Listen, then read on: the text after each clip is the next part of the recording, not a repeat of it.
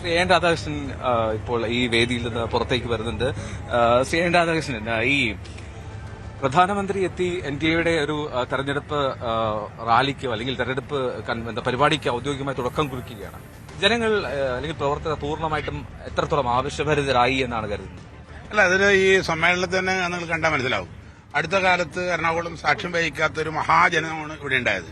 ഞങ്ങൾ ഒരുക്കിയിരുന്ന ഏതാണ്ട് 1.5 ലക്ഷം square feet construction തന്നെയാണ്.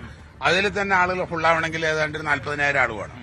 റോഡും മറ്റ് സൈഡും എല്ലാം കൂടി ഏതാണ്ട് 1.5 ലക്ഷത്തിൽ മേലെ ആളുകൾ എത്തിച്ചേർന്നു എന്ന് പറഞ്ഞാൽ തന്നെ ജനങ്ങൾ മോഡിയെയും ഞങ്ങൾ ഉയർത്തിപ്പിടിച്ച വികസിത കേരളം എന്ന മുദ്രാവാക്യത്തെ ഏറ്റെടുത്തു എന്നാണ്. ഞാൻ ചോദിക്കട്ടെ, ഇപ്പോൾ ഗോവിന്ദ മാഷ് നടത്തിയ യാത്ര കസേര ബംഗാളികളെ കൊണ്ട് നിറയ്ക്കാൻ ശ്രമിച്ചിട്ട് പോലും പകുതിയായി പോയി. സതീശന്റെ യാത്ര മലപ്പുറം വരെ ആകാശത്തൂടി പോയി, പിന്നെ താഴെ വന്നിട്ട് എവിടെയെന്ന് പോലും അറിയില്ല.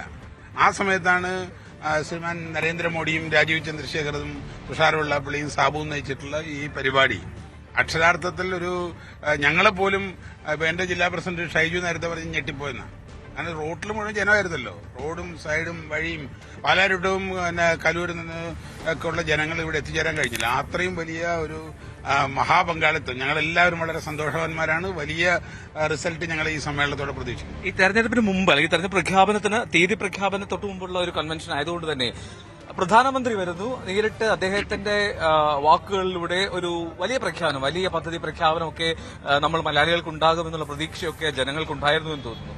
അതിൽ ഈ രാജ്യത്തല്ലേ ജീവിക്കുന്നത്? ഇന്ന് തറക്കല്ലിട്ടതിലാണ് ഞാൻ ചോദിക്കുന്നത്. ഇന്ന് തറക്കല്ലിട്ടതല്ല ഞാൻ പറയുന്നത്. അതിവേഗ റെയിൽ ഉൾപ്പെടെ അല്ലെങ്കിൽ നിങ്ങൾ മനസ്സിലാക്കേണ്ട സംഭവം, ശ്രീമാൻ നരേന്ദ്രമോദി ഇന്ന് ഉദ്ഘാടനം ചെയ്തത് 10,800 കോടി രൂപയാണ്. അത് നേരത്തെ നമുക്ക് അറിവ് കിട്ടിയതാണല്ലോ. എന്റെ പ്രിയ സഹോദര, നിങ്ങൾ കേരളത്തിലൂടെ യാത്ര ചെയ്യുമ്പോൾ NH 66 എന്ന് പറയുന്ന അതിമനോഹരമായ ദേശീയപാത കാണുന്നുണ്ടല്ലോ. അതിന് ശ്രീമാൻ നരേന്ദ്രമോദി കൊടുത്തത് 1,40,000 കോടി രൂപയാണ്. ഇൻഫ്രാസ്ട്രക്ചർ രംഗത്ത് വലിയ റെയിൽവേ സ്റ്റേഷനുകൾ മൂലമായി നിങ്ങൾ ഇവിടെ നേരെ സൗത്ത് റെയിൽവേ സ്റ്റേഷനിൽ പോവുക, നോർത്ത് റെയിൽവേ സ്റ്റേഷനിൽ പോവുക, 2 റെയിൽവേ സ്റ്റേഷനിൽ നടക്കുന്ന വർക്കുകൾ നോക്കുക, തൊട്ടപ്പുറത്ത് തൃശ്ശൂരിൽ പോവുക, ഇന്ന് ഉദ്ഘാടനം ചെയ്ത ചെങ്ങന്നൂരിലും പാലക്കാടും ഷൊർണൂരും നോക്കുക. വലിയ വികസനമല്ലേ രാജ്യം നടപ്പായിക്കൊണ്ടിരിക്കുന്നത്. വലിയ സമാനതകളില്ലാത്ത വികസനം മോഡി പ്രഖ്യാപിച്ചിട്ട് ഇനിയും വേണമെന്ന് പറഞ്ഞാൽ എന്താ? അപ്പൊ ജനങ്ങൾ ഇത് ആഗ്രഹിക്കുന്നില്ല എന്നാണ് പറയുന്നത്. ജനങ്ങൾ, കേരളത്തിലെ ജനങ്ങൾ അതിവേഗ റെയിൽ ആഗ്രഹിക്കുന്നുണ്ടോ ഇല്ലയോ? അത് ആ പ്രഖ്യാപനം ഉണ്ടാകുന്നുള്ള പ്രതീക്ഷ ഉണ്ടായിരുന്നു. വിഷയത്തെ വളച്ചൊടിക്കരുത്. ഇതൊന്നും വെറുതെ ഒരു സൈക്കിൾ കച്ചവടമല്ല. കാരണം ഒരു അതിവേഗ റെയിലുണ്ടെങ്കിൽ അതിനെക്കുറിച്ച് ചർച്ചകൾ നടത്തണം, അതിനെക്കുറിച്ചുള്ള ആവശ്യമായ ഇൻഫ്രാസ്ട്രക്ചർ ഡെവലപ്പ് ചെയ്യണം.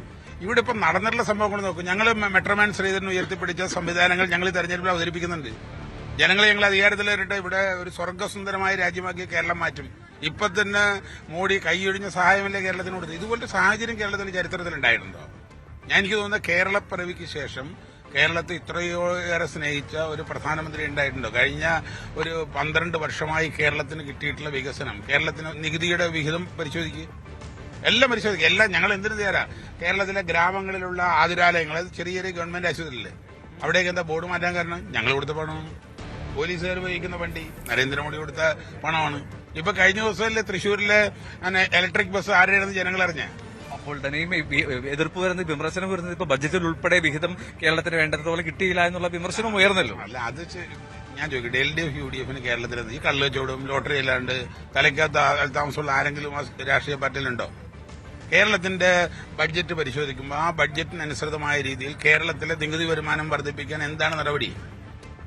നേരെ മറിച്ച് ഡൽഹിയിൽ അങ്ങനെയല്ല. ഡൽഹിയിൽ ഒരു ഭാഗത്ത് അഴിമതിരഹിതമായ ഭരണകൂടം, 2 കാര്യക്ഷമമായ ഭരണകൂടം, 2 രാജ്യത്തെ എല്ലാ ജനങ്ങളെയും വികസനത്തിന്റെ പാർട്ടാക്കുന്നു, നികുതിയിൽ പാർട്ടാക്കുന്നു. കേരളം അങ്ങനെയല്ല. കേരളം കുറെ കള്ളുടിയന്മാരുടെ പിന്നാലെ പോകുന്നു, ലോട്ടറി കച്ചവടക്കാരുടെ പിന്നാലെ പോകുന്നു. ബഡ്ജറ്റിന്റെ 80%, 90% വരെ പെൻഷനും മറ്റ് സംവിധാനങ്ങളായിട്ട് കൊടുക്കുന്നു. അങ്ങനെ ഡെവലപ്മെന്റ് ഉണ്ടാവും. ഇതിപ്പോ കേന്ദ്രം കൊടുക്കുന്ന കാശുണ്ടല്ലേ. ഈ ഇന്നുണ്ടായ സംഭവം അറിയാലോ താങ്കൾക്ക് രാവിലെ. ഇപ്പൊ സംസ്ഥാന സർക്കാർ ബഹിഷ്കരിച്ച രീതി. ഇനി അതിലും ഒരു കാര്യം ചോദിക്കട്ടെ, ഇപ്പൊ NH 66 തന്നെ, NH 66 സംസ്ഥാന സർക്കാരിനും അതിലൊരു പങ്കുണ്ടല്ലോ. അതിൽ ഭൂമി ഏറ്റെടുത്ത് നൽകിയതുൾപ്പെടെ അതിൽ നിതിൻ ഗഡ്കരി ഉൾപ്പെടെ അഭിനന്ദനം അറിയിച്ചതാണ് അല്ലെ? അഭിനന്ദനം അറിയിച്ചതാണ്. അപ്പോൾ ആ ഒരു വിഷയം ഈ അഭിനന്ദനം അറിയിക്കുന്ന മര്യാദ നമ്മുടെ നാട്ടിൻപുറത്ത് വലിയിടാൻ നിൽക്കാറുണ്ട്. വലിയിടാൻ നിൽക്കുമ്പോൾ ഒരാൾ വലിയിടുമ്പോൾ ചില ആളുകൾ തൊട്ട് നിൽക്കും.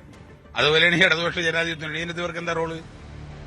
ഞാൻ ചോദിക്കട്ടെ, ഈ എടപ്പള്ളി ദേശീയപാത 1972 ഫ്രീസ് ചെയ്താണ്. 1982 സ്ഥലങ്ങൾ ഏറ്റെടുത്തു എന്ന് പ്രഖ്യാപിച്ചു കാശ് കൊടുക്കാതെ. ആ 82 ശേഷം മുടങ്ങിക്കിടന്ന NH 66 പൂർത്തീകരണത്തിലേക്ക് കൊണ്ടുവരുന്ന നരേന്ദ്രമോദിയാണ്. ശ്രീമാൻ KC വേണുഗോപാലിന്റെ പാലം 30 കൊല്ലമായിട്ട് മുടങ്ങിക്കിടന്ന പാലം കൊടുത്തത് നരേന്ദ്രമോദിയാണ്. പ്രേമേന്ദ്രന്റെ പാലം ഏതാണ്ട് 28 കൊല്ലം മുഴയും കടത്തത് നരേന്ദ്രമോദിയാണ്. എല്ലാം കൊണ്ടുവന്നത് നരേന്ദ്രമോദിയാ. അപ്പൊ ഈ NH-നകത്ത് ഇവർക്ക് എന്താ കാര്യം? കാക്കയ്ക്ക് പൊന്നിരിക്കുന്നിടത്ത് 5000 കോടി. ഞാൻ ചോദിക്കട്ടെ, മുഖ്യമന്ത്രിയും ഭാര്യയും മരുമകളെ ഒക്കെ വിളിക്കണം? പൊതുമരാമത്ത് മന്ത്രിയാണല്ലോ ഉദ്ദേശിച്ചത്. നിങ്ങൾ ഉദ്ദേശിച്ച് ഞാൻ മരുമോൻ ആയിരിക്കാം, പക്ഷെ കേരളത്തിന്റെ മരുമകനല്ല, അദ്ദേഹം കേരളത്തിന്റെ ഒരു പൊതുമരാമത്ത് മന്ത്രിയാണ്. അദ്ദേഹവും ബഹുമാന്യനായ പിണറായി വിജയനൊക്കെ മനസ്സിലാക്കേണ്ടത് രാജ്യത്ത് വലിയൊരു വികസനം നടക്കുന്നു, സന്തോഷം നടക്കുന്നു.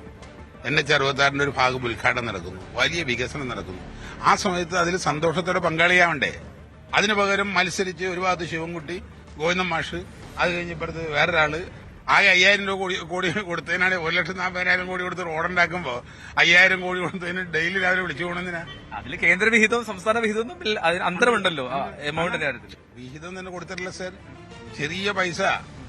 ഞാൻ ചോദിക്കണം, ഇവിടെ നിങ്ങൾ ഈ ദേശീയപാത നിർമ്മാണ സമയം ഫണ്ട് പ്രഖ്യാപിക്കുമ്പോൾ അത് 30 മീറ്റർ ആക്കുമെന്ന് ആവശ്യപ്പെടാൻ കാരണം എന്ന് അറിയോ? സ്ഥലമെടുപ്പുമായി ബന്ധപ്പെട്ട ആളുകൾക്ക് പണം കിട്ടുന്നില്ല എന്നുള്ള. ഇപ്പൊ നമ്മൾ നേരത്തെ കണ്ടുള്ള വല്ലാർപാടം കണ്ടെയ്നർ ടെർമിനൽ റോഡിൽ ഭയങ്കര വലിയ സമരമായിരുന്നു. ഇതിലെന്താ സമരമില്ലാതിരുന്നത്? മോഡി സർക്കാർ ജനങ്ങളുടെ പാവപ്പെട്ടതിന്റെ കൂടെയാണ്. ഒരാളുടെ ഭൂമി ഏറ്റെടുത്ത് നൽകിയതിലുമില്ലേ? അല്ല, ഒരാളുടെ ഭൂമിക്ക് നാട്ടിൽ 8 ലക്ഷം രൂപ വിലയുണ്ടെങ്കിൽ മോഡി കൊടുത്തത് 24 ലക്ഷമാണ്.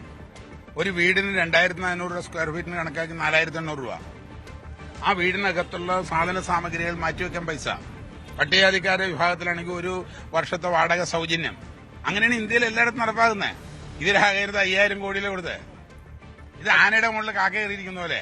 അതല്ല, അതിന്റെ അവർ അവകാശപ്പെടുന്നതും അല്ലെങ്കിൽ ഈ നിതിൻ ഗഡ്കരി ഉൾപ്പെടെ അഭിനന്ദനം അർഹിച്ചതും ഭൂമി ഏറ്റെടുക്കല്ലേ അതിവേഗതയായിരുന്നു. അല്ല, അത് ജനങ്ങളിൽ ഇവര് ചവിട്ടിക്കൂട്ടി ദൂരെ കളയും. കാരണം മോഡിയിൽ ഭയങ്കര വിശ്വാസം ജനത്തിന്.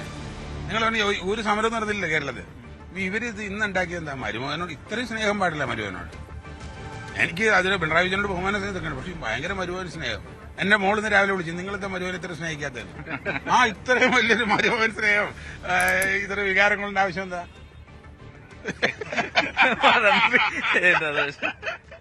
എന്താണെങ്കിലും സംസ്ഥാന സർക്കാരിന്റെ ബഹിഷ്കരണത്തിൽ വിമർശനമാണ് BJP നേതാക്കൾ ഉന്നയിച്ചത്.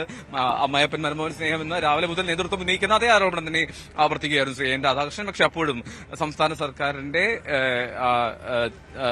വേണ്ട രീതിയിൽ PM ഓഫീസിൽ നിന്നുള്ള ഇൻവിറ്റേഷൻ വന്നില്ല എന്നുള്ള ചോദ്യങ്ങളോട് നേതൃത്വം പ്രതികരിക്കാനും തയ്യാറായിട്ടില്ല എന്നുള്ളതാണ് പ്രധാനപ്പെട്ട കാര്യം. എന്താണെങ്കിലും BJPയുടെ NDAയുടെ തെരഞ്ഞെടുപ്പ് പ്രവർത്തനങ്ങൾക്ക് ഇതാ നാന്ദിയായിരിക്കുന്നു.